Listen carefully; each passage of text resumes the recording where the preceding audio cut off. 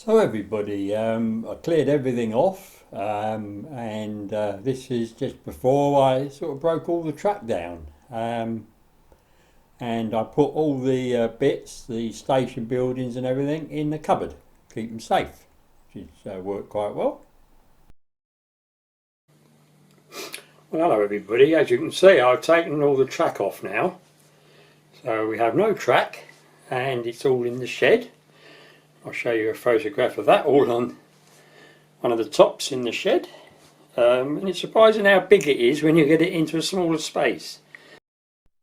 So the first job was to clear the top off enough so I could get this track on, and I've broken it up into about 4 pieces.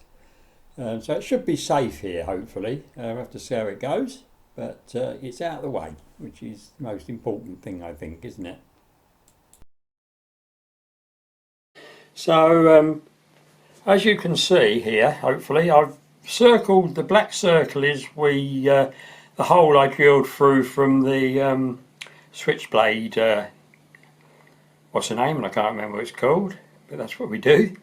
And the letter opener is what I used to prise those pins out, and I got most of them out in one piece. I had a couple break, and I had to go to Clacton-on-Sea for another reason. And I thought on my way back I'd pop into B&Q, and I bought some of this aluminium, well, rod and some angles, or T-angles actually. And I'm hoping this will help me do the point mechanisms, so we'll see. So I bought a few bits. It's not flaming cheap, this aluminium, is it? I won't tell you how much it is, you'll fall off your chair, but I thought it was worth getting, and it's going to make it maybe a bit quicker. I can hack this up with a hacksaw, can't I? And use it as pivot points and so forth.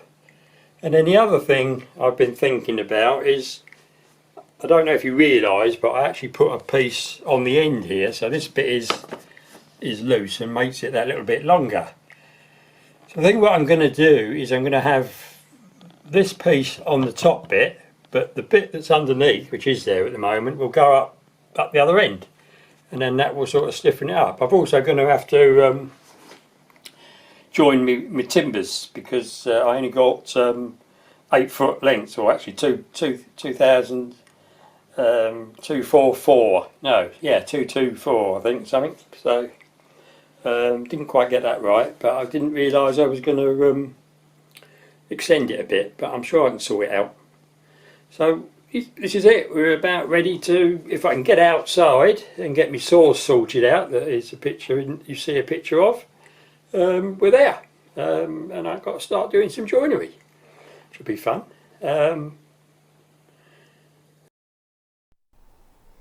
So there's a saw and my bike there. So this is all going to be set up. So, and also I've got the that insulation that I got from next door in here as well now. Whether I'll need it or not. So there we are. I've set up on the patio. We've got a lovely day, and this is all going to be basically photos, because it's just a lot easier just to take photos as you go along. So I held the saw on the workmate with some clamps that I've got. These are very good, very nice clamps these are. Hold it really well. And what I wanted to do was obviously just have some stops to get everything the same length. So I put a long bit of timber and screwed it on from that end. And as there was only one screw there, I put a cramp on this stabilising bar. But the other end had 2 screws, so that was not too bad. So I was pleased with that. And then I cut it through with the saw. And it was plugged into my garden plugs that have got the old safety bit on it, which I can't remember. And it's a good idea to leave all the cables out of the way if you can. So here's my stop, and in this particular case the cramp there worked, and then I just clamped them on and cut them to the right length. Now if it was a long bit of timber, I'd put a stand underneath, and again the old tripod comes in handy, doesn't it? So there we are. This was to overcome my lack of length on the timbers, and I cut all of it up, and there we are. It's all ready to go. So the next bit was to do the sort of sandwich part. So there we are. They were sort of cut to go. And again, I had to cut a little bit for the lack of length. That's all of that I've got left, which is a bit of a problem in that, if you remember, where the station is, I need to come out. So I need some timber to do this. So I might be able to use a cut where the station is and do it, but if not, I might have to get a new bit. And then it was a case of doing the legs, because I really wanted to get all the cutting done. So I used my B&Q adjustable feet, put that on the carpet, measured up, and that worked quite well, I must admit. And then I cut one, stuck it on there. Now obviously it will sink into the carpet a bit, but there we've got a couple of mil, 3 mil, and there's about 15 or 18 mil of adjustment on those feet. So there's 2 legs, and there's the other 2 legs. So then it was a case of doing the cross rails for this. And it's not simple. I can't just do it the width of the MDF, because we've got skirting here and cables where it's probably going to be going. So, and also you can see the actual the actual wall is not dead straight, and that's a bit wider there. So just needed to sort it out and get a right length, you know. So the B&Q feet are actually bigger section than the legs are. So I'm going to overcome that by just putting these all the way round. So it's a case of cutting some very small bits. Now don't put your fingers anywhere near the saw blade. Use a bit of timber to hold it on. And I did obviously cramp it the other side. And then, you know, that was all cut. So you can see the muck. And all over the table, which wasn't very clean to start with, I must admit. So it was time for lunch, so I thought I'd have some cheese toasties, Welsh rabbit maybe, I don't know. So there we are, all ready with my cake and my cup of tea. So I sat down, had a bit of a rest.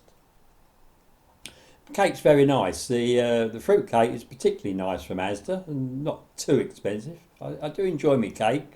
And I'm not too fat, hopefully. So that was nice. That went down well.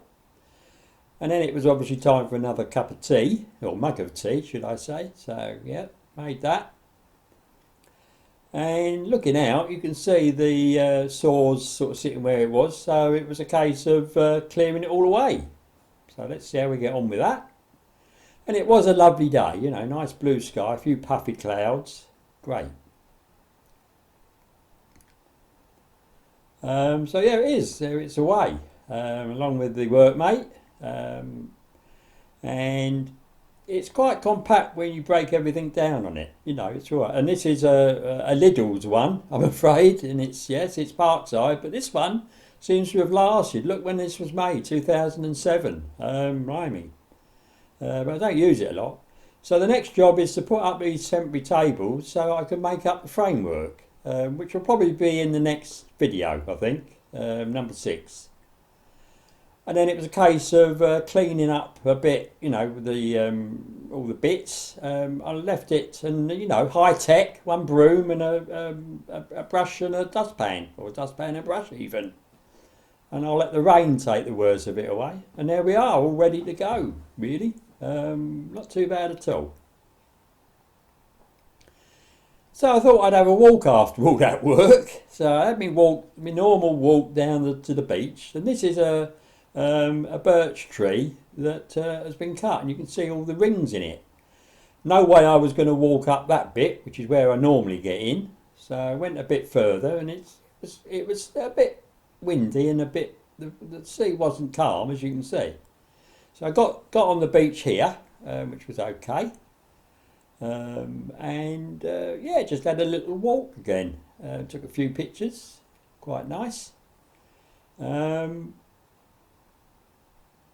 a few people out with their dogs. You can see some clouds on the horizon. Are they going to come in and give us rain today? It doesn't say it will, but you never know, do you? And yes, it was, you know, they were breaking the waves, but not huge. So here we go. I bought a Dremel. I went to Clacton for some other reason, and there was a Lidl's opposite, so I had to walk in there, and they had a Parkside Dremel type thing for about 35 quid, I think. And after did have one of those, and it broke, so I thought I'd get a proper Dremel. So I got this from Argos, which was all right. And yeah, it's a nice case and everything with it, isn't it?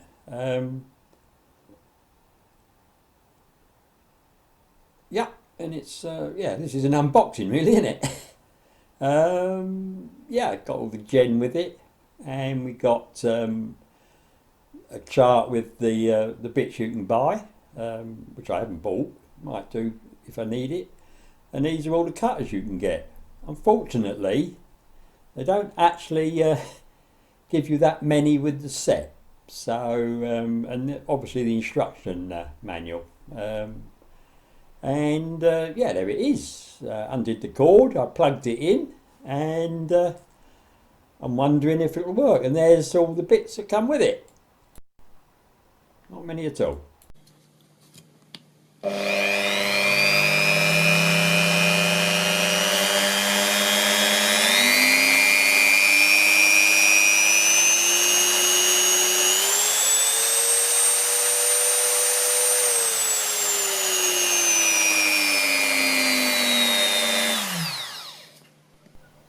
So I didn't try and talk over all that, and then it's quite a nice shape, isn't it? And what I like about it is it looks as though you can get fairly square to your rails to cut them with a with a disc if you need to.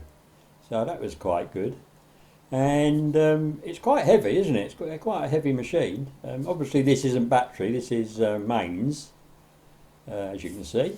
But yeah, nice to hold, and yeah, Dremel 3000. And I will show you how much this cost in a little while. And it's got a reasonable 2 metre lead on it, which I thought was okay, and obviously put an extension lead on, so that was okay. So I did at the same time buy an accessory set, this one here, the Guild, and it's got quite a few bits in it, as you can see, and yeah, this is like the first layer, and you can see what it's got. I mean, whether I'll ever use all of them, I don't know. And this is a chart that came with it, so that's good. Paperwork is always useful, I would say. And this is how it's packed in the packaging, I think. And then, as you can see, you can lift up those 2 top layers, and you can get at what's underneath. And there's a little spanner again, isn't there? So that's good. Some more flanges. And that's what it cost. So, pretty good, I think. And, the battery ones are 120 quid. So I'm not going to pay that. And a nice cut, it's a nice thing to keep it in, isn't it? Keep it safe. Great. So, we're going on to, as you can see, I've got update number 3 here. And this was very disappointing at the beginning. It was particularly slow and not doing very well at all. And I was a bit worried that people aren't interested. But as you can see, it suddenly took off. So I was quite pleased that it did. I mean, it's still not a huge lot of views, but yeah, it picked up. So I'm hoping this one will do okay. We'll have to see, won't we? So it's about it now. I'm going to finish this here, and we'll do another one with making up and screwing all the stuff together. So I hope you like it.